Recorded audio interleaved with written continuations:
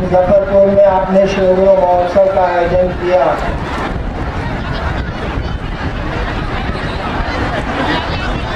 और इस आयोजन में मुझको शामिल होने का सौभाग्य मिला।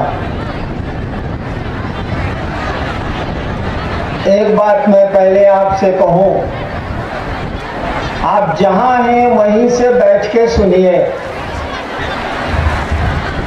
आपको जहां जगह मिलती है वहीं बैठ के सुनिए। मैं देख रहा हूं दूर दराज लोग बैठे हैं और चुपचाप सुन रहे हैं। चेहरा कोई महत्वपूर्ण नहीं होता है, बातें महत्वपूर्ण होती हैं। कोई चेहरा महत्वपूर्ण इस धरती पर नहीं हुआ है। बातें आपको महान बनाती हैं, विचार आपको महान बनाते हैं। जिन बातों को सुनेंगे आप, उनसे आपके जीवन में परिवर्तन आता है। चेहरे से कोई परिवर्तन नहीं आता। इसलिए आपको जहां जगह मिलती है इत्मीनान से बैठ जाइए और सुनिए। हम लोग भी विद्यार्थी थे तो सुनने जाता है, शहर घूमा जा सकता है, लेकिन अगर आध्यात्म की बातें आपको सुनना है, अगर आध्यात्मिक बात आपको सुननी है तो आपको चुपचाप बैठना चाहिए और शोर नहीं करना चाहिए। आधे घंटे का तो खेला है, आधे घंटे के बाद आप कहीं होंगे और हम कहीं। शिव के बारे में आपको बताना चाहते हैं, जिसकी पूजा आपके घरों में, आपके खानदान में सदियों से, कई हजार वर्षों से होती चली आई है। जिस महादेव की पूजा, जिस शिव की पूजा हमारे आपके घरों में कई हजार वर्षों से होती चली आई है, उसी के बारे में हम लोग कहना चाहते हैं कि वो गुरु भी है।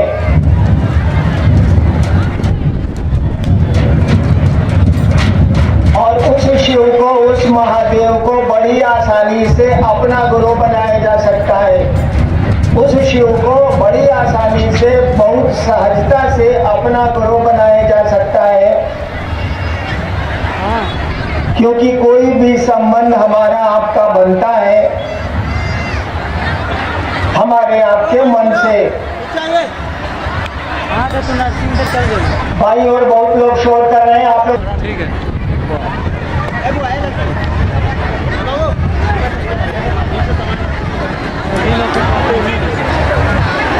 अरे बैठने दो, बैठने दो, बैठने दो ना, बैठने दो। बैठिए, आप लोग बैठिए। हाँ सर, लॉक है। रावण तो नहीं है इसलिए ना। शिष्य थे। गोरखनाथ के गुरु का नाम था मच्छंदर नाथ। आप भी लोगों पर कह रहे हैं, सुन लीजिए। महादेव के शिष्य थे मच्छेंद्र नाथ, उनके शिष्य थे गोरक्षनाथ। पुकारू नाम था मच्छंदर नाथ और गोरक्षनाथ का पुकारू नाम था गोरखनाथ।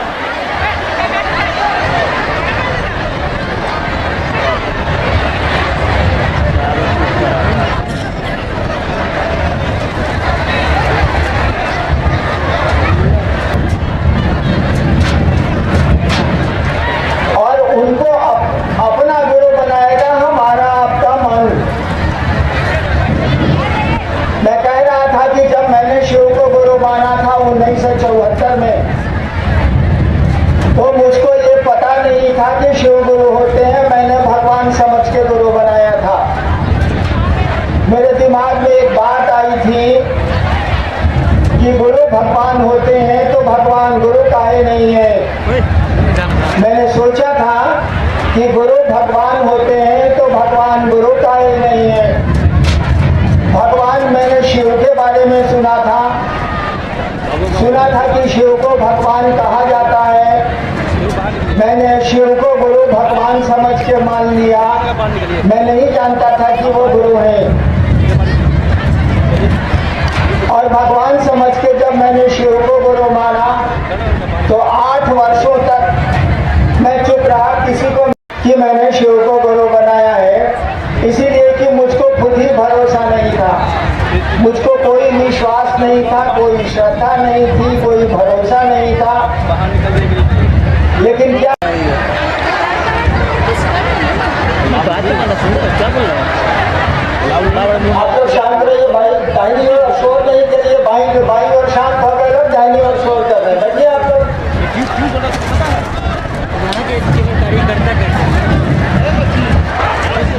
तो मुझको खुद ही भरोसा नहीं था और मैंने शिव को अपना गुरु बनाया था भगवान समझ के लिए, बहुत छोटे से काम के लिए, और वो चमत्कार सीखने के लिए मैंने शिव को गुरु बनाया था। वो जादू टोना जो होता है ना, वो सीखने के लिए मैंने शिव को गुरु बनाया था। 8 वर्षों में शिव को गुरु बनाने के 8 वर्षों के बाद मुझको लगा कि ये गुरु है, गुरु का काम करते हैं। और इसी बीच में मैं सरकार में डिप्टी कलेक्टर बच्चा था तो स्कूल जाता था और वहीं श्मशान भी जाता था। वहाँ जिला स्कूल सहरसा में मैं पढ़ता था, तो स्कूल में पढ़ता था और रात में श्मशान जाता था। वहीं बगल के जिले में जब मैं मजिस्ट्रेट होके गया 1982 में 1982 में, तो वहाँ के लोगों से जब मैंने कहा कि भैया अभी भी आप लोग मसान साध रहे हैं क्या, तो लोगों ने मुझसे कहा हाँ अभी भी हम लोग मसान साध रहे हैं, श्मशान जाते हैं। मैंने कहा कि आप शिव को गुरु बनाइए, तो उन लोगों ने मुझसे कहा कि हमको पहले से मालूम है कि शिव गुरु है। मुझको आश्चर्य हुआ कि हम ही को नहीं मालूम है कि शिव गुरु है, इसको कैसे मालूम है कि शिव गुरु है। उन लोगों ने मुझको बताया कि किताब में लिखा हुआ है, ग्रंथों में लिखा हुआ है, शास्त्रों में लिखा हुआ है। तब मैंने जाना कि शिव गुरु है, ये लोग जानते हैं, मैं ही नहीं जानता था।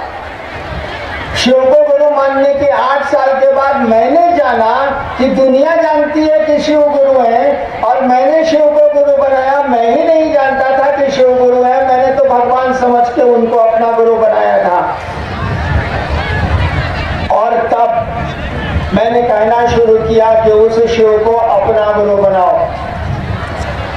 आज तो ये भीड़ बता रही है, हर जगह भीड़ बताती है कि शिव गुरु हैं और लोगों का शिव गुरु से जुड़ाव है। यही नहीं, यूपी में, राजस्थान में, कई जगहों में शिव गुरु महोत्सव में मैं जाता हूँ, लोग कार्यक्रम करते हैं, लोगों की भीड़ बता देती है कि शिव गुरु है। बताइए, मैं 32 साल सरकार की नौकरी में रहा, कहीं अभी देखिए वह गुरु शिव गुरु है और उसको गुरु मानने पर परिणाम है, रिजल्ट है, नतीजा है, तभी तो इतने लोग शिव को गुरु मानते।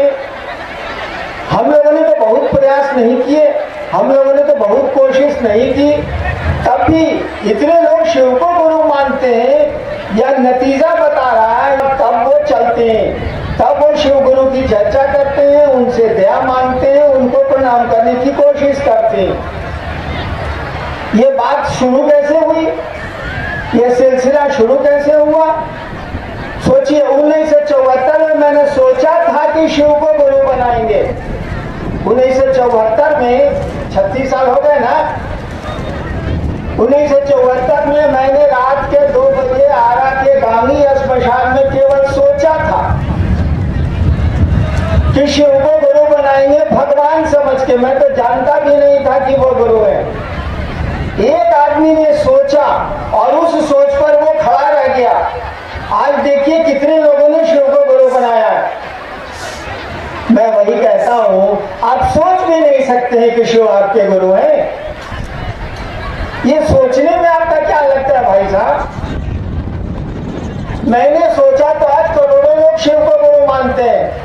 केवल सोचा ही था ना कि शिव मेरे गुरु है, और इस सोच पर मैं खड़ा रह गया। आप सोच भी नहीं सकते कि शिव गुरु है मेरे। क्या लगता है उसी को गुरु बनाना है। और ये बात बड़ी पुरानी है, हम लोग कोई नई बात नहीं कर रहे हैं। हम लोग ऐसा कुछ नहीं कर रहे हैं कि कुछ जानते हैं। मेरे पिताजी डायरेक्टर थे बिहार सरकार में शिक्षा विभाग के, उन्होंने शिव को गुरु नहीं माना। मेरे पिता, मैं कहता रह गया कि शिव को गुरु बनाइए, वो एक ही बात कहते थे कि आपके पैदा होने के पहले से हमको मालूम है कि शिव गुरु है। मैं आपके कहने से शिव को गुरु क्यों बनाऊं? यानी लोगों को पता है कि शिव गुरु है। मेरे पिता कहते थे कि आपके पैदा होने के पहले से हमको पता है कि महादेव गुरु है, आपके कहने से हम महादेव को गुरु बना लें। और नहीं माने, वो दुनिया से चले गए, नहीं माने। यानी लोगों को पहले से पता है कि शिव गुरु है। हमने कहा ये सोचने में कि हे महादेव आप मेरे गुरु हैं, हम पर दया कर दीजिए। इस विचार में, इस सोच में हमारा क्या क्या खर्च होता है बताइए तो जरा। कहीं भी बैठ के अगर सोचते हैं आप कि हे शिव आप मेरे गुरु हैं, हे महादेव आप मेरे गुरु हैं, हम पर दया कर दीजिए, इससे आपका बिगड़ता क्या है, आपका इसमें खर्च क्या होता है? और इस काम को करिएगा ना तो नतीजे बता देंगे, परिणाम बता देगा कि इससे लाभ क्या है। वो गुरु है, हमारी किताबों ने, हमारे साधुओं ने, हमारे बुजुर्गों ने, हमारे शास्त्रों ने गलत नहीं कहा है, वो गुरु है। लेकिन उसको गुरु मानने का सिलसिला ही नहीं शुरू हुआ, उसको गुरु मानने की परंपरा ही नहीं शुरू हुई, किसी ने शुरू ही नहीं की इस बात को, इस सिलसिले को किसी ने शुरू ही नहीं किया। और गुरु मानने में कुछ लगता नहीं है, मात्र हमारी आपकी सोच एक ही अंतर आता है, सोच से हटिएगा मत।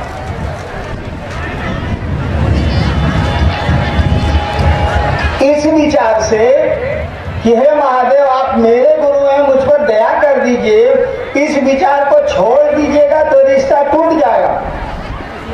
बिल्कुल सामान्य बात है। किसी से दोस्ती करने का विचार छोड़ दीजिए तो दोस्ती खत्म हो जाएगी। किसी को बाप मानने का विचार छोड़ दीजिए तो बाप बेटा का रिश्ता टूट जाएगा। किसी को पत्नी मानने का विचार छोड़ दीजिए तो संबंध खत्म हो जाएंगे। ठीक उसी तरह से शिव को अपना गुरु मानने का विचार छोड़िए मत, खड़े रहिए। वो ट्रेन वाली वो दोस्ती, बस वाली दोस्ती मत करिए।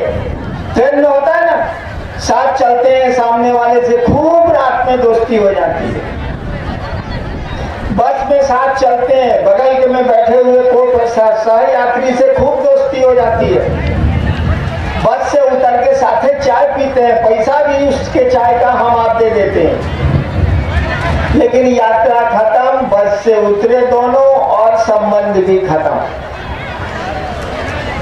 इस तरह से नहीं, ऐसी दोस्ती मत करिए, ऐसा शिष्य भाव मत पालिए। उस शिव से अपना शिष्य भाव परमानेंट रखिए, अस्थायी रखिए। इस विचार पर खड़े रहिए। हमने भी यही किया था, हमने शिव को गुरु माना था, कोई भरोसा नहीं था मुझको, लेकिन मैं कहा जाता, बहुत सारे गुरुओं को जो मुझसे मिले थे या मैं जिनसे मिला था उनको छोड़ के मैं आया था। लाचारी शिव को गुरु माने बैठा रहा। ये जानता था कि शरीर में नहीं है तो मंत्र कौन बताएगा। ये जानता था कि महादेव शरीर में नहीं है तो बोलेंगे नहीं हमसे कुछ। ये तो हम भी समझते थे, जिस तरह से आप समझते हैं कि मंत्र कहाँ से देंगे, महादेव शरीर में तो है नहीं, वो बोलेंगे कैसे, शरीर में तो है नहीं, वो कुछ बताएंगे कैसे, शरीर में तो है नहीं। ठीक उसी तरह से मैं भी सोचता था,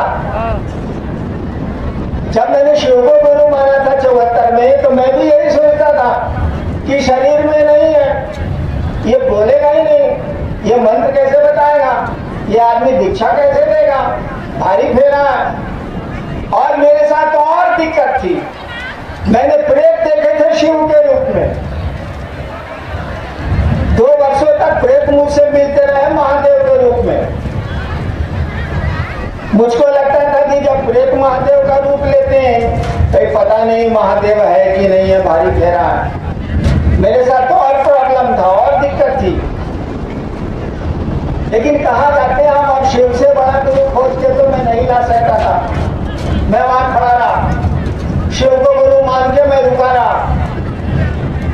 और सच बताएं, आपको बोलना तो हमको नहीं चाहिए, लेकिन सच बताएं, मैं बैठ के रोता था। यही मुजफ्फरपुर है, यही जिला है, और यहीं से शिव शिष्यता की मूल शुरुआत यहीं से हुई है। आपके तुर्की एक जगह है बगल में, मैं शिव को गुरु मान के तुर्की में बैठ के रोता था कि कहां साला फंस गए हम शिव को गुरु बना के। और एक शाम की बात है कि मैं तुर्की में अपने डेरे से निकला। मेरे फादर तुर्की ट्रेनिंग कॉलेज के प्रिंसिपल थे उस समय 74-75 में। मैं डेरे से निकला, पान खाने के लिए पान की दुकान पर गया, पान खा के दुकान से लौटा और अपने डेरे में हाथे में कुर्सी निकाल के मैं बैठ गया। शाम का समय था और उदास रहता था कि हम फंस गए, पढ़ाई लिखाई चौपटे हो गई, रात भर मसान में रहते हैं, आई शिव को गुरु बना लिया, कुछ इसमें महादेव शरीर में है नहीं, यहाँ तो प्रेत भी महादेव का रूप ले लेते हैं, भारी फेरा है। और मैं कुर्सी पर बैठा हुआ था, शिव को गुरु माने 1 साल हुआ था।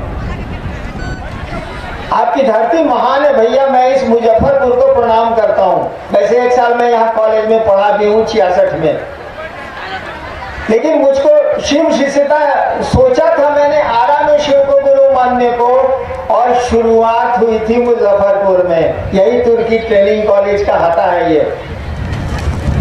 तो मैं शाम को पान खा के कुर्सी पर बैठा हुआ था और अपने डेरे में नहीं रहता था, खाना खाने जाता था। एक दूसरा कमरा लिए हुए था मैं जिसमें रहता था, जबकि पिताजी का बड़ा बंगला था, मैं उसमें नहीं रहता था। इसीलिए तो मुझको गुस्सा बहुत था कि फंस गया।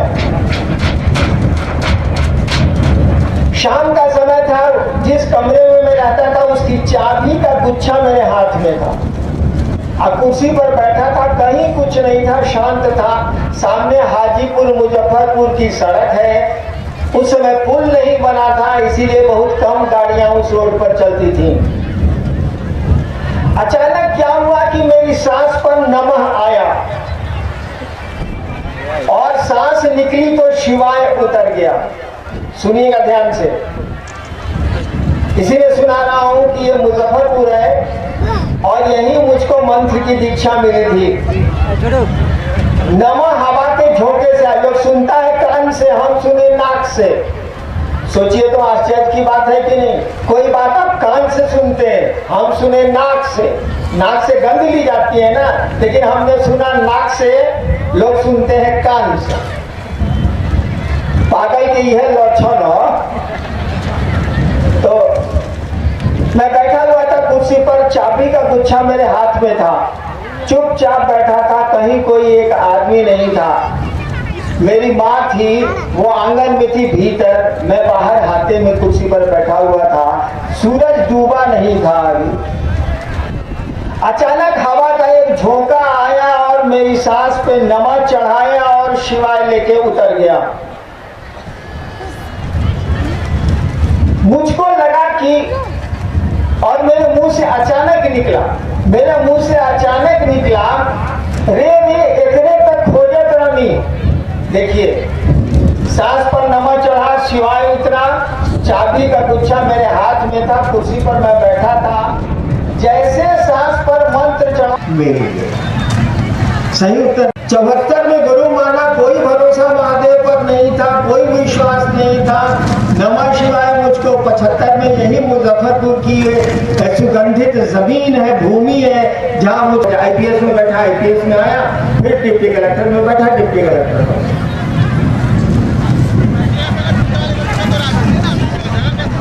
नमः शिवाय करते करते करते शिवाय का तो प्रभाव है, ऐसा नहीं है कि नमः शिवाय का प्रभाव नहीं है, लेकिन असली प्रभाव गुरु की दया का है।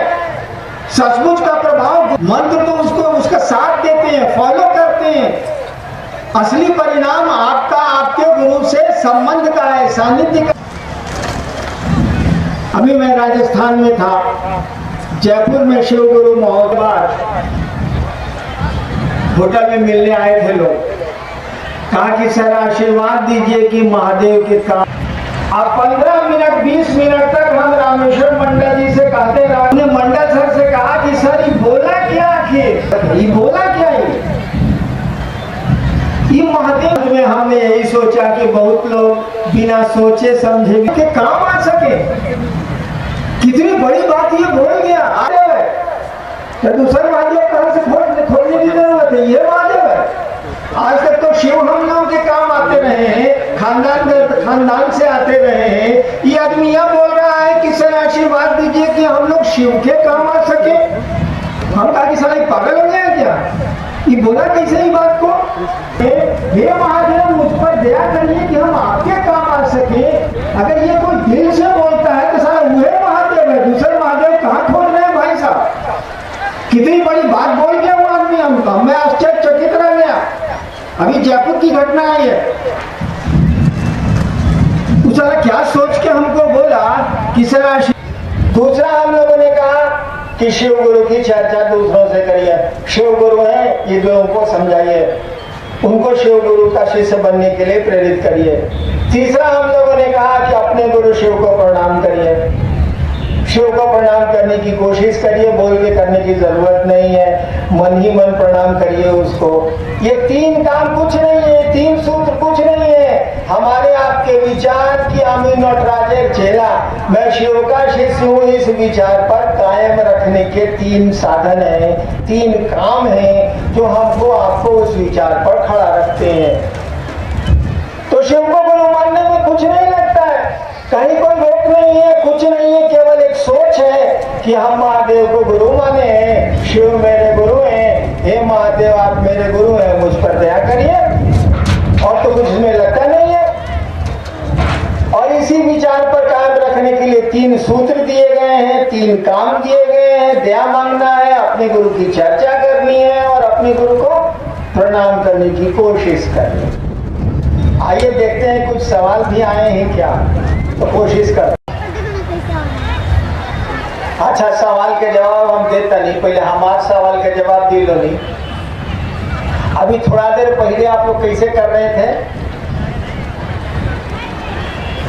देखिए हम 15-16 साल मसान में रहे, मेरी बोली है खराब। कैसे कर रहे थे अभी आप लोग? अभी तो एकदम साधु के जैसा बैठे हैं, एकदम साधु मात हो गया है आपके सामने। हम कह रहे थे उसी समय जब आप लोग हल्ला कर रहे थे। एक महादेव का चेला हुआ है मच्छंदर नाथ, पुकारू नाम है मच्छंदर ना है, और उससे बड़ा कोई गृहस्थ भी नहीं है। इसीलिए नहीं है कि कोई आशीर्वाद दिया जाता है तो उसमें कहा जाता है शिव पार्वती की जोड़ी बनी रहे, राम सीता की जोड़ी बनी रहे का आशीर्वाद नहीं दिया जाता है, कृष्ण रुक्मिणी की जोड़ी का आशीर्वाद नहीं दिया जाता है। जब भी भारतवर्ष में किसी को आशीर्वाद वर वधू को दिया जाता है तो कहा जाता, कोहबर में भी लिखा जाता है शिव पार्वती। आशीर्वाद जब भी दिया जाता है तो कहा जाता है कि शिव पार्वती की जोड़ी बनी रहे। क्यों कहा जाता है? ये जानते हुए भी कि शिव को खाने के लिए नहीं है, ये जानते हुए भी कि शिव जितनी अव्यवस्था में जीता है कोई नहीं जीता है, कोई व्यवस्था शिव के पास नहीं है, रहने को घर है, न घर है, पहनने को कपड़े हैं, कुछ भी नहीं है, कोई व्यवस्था उसके पास नहीं है, कोई धन नहीं है, कोई संपत्ति नहीं है, तब भी कहा जाता है शिव पार्वती की जोड़ी बनी रहे। क्योंकि सामग्रियों से सुख नहीं होता है, पैसों से सुख नहीं होता है, सुख तो प्रेम से होता है। और भगवती और महादेव का प्रेम आप जानते हैं हमसे बढ़िया से, वरहु शंभु नहीं तो रहो कुंवारी। शिव और भगवती का प्रेम ही ऐसा है कि आज भी भारतवर्ष में वर वधू को आशीर्वाद दिया जाता है शिव जो पार्वती की जोड़ी बनी रहे, तो उनके दर्द कम हो जाएंगे, उनकी परेशानियां, उनका मन नहीं झेलेगा, धीरे धीरे सब ठीक हो जाएगा। आखिर गुरु तलाश किए तभी ना भाई साहब आप आए, ये वो खबर मिली है और जल्दी आए भाई साहब। ससुराल जाना रहता है ठंडा में, हम लोग कहते हैं मारो साले को नहीं जाएंगे, आप महोत्सव में आ गए हैं। यो महादेव है, सब तो महादेव है, वो तो कहते हैं कि शिव गुरु भी क्या है ये तो। अब आप संस्कृत भी जानते हैं तो दक्षिणामूर्ति बोलिए। तस्वीर है, महादेव की तस्वीर है तो प्रणाम करने के योग्य है। महादेव अगर निराकार है तो प्रणाम करने के योग्य है। कोई तीसरी तस्वीर मैंने स्वीकार नहीं की है, वही शिव जो आपके द्वारा पूजा जाता है वही तस्वीर मुझको भी मान्य है। प्रश्नकर्ता का प्रश्न ही गलत है। मिलेगा, मजदूरी कर नहीं करिएगा पैसा नहीं मिलेगा, आप कोई काम करिए मेहनताना मिलेगा, काम नहीं करिएगा मेहनताना नहीं मिलेगा।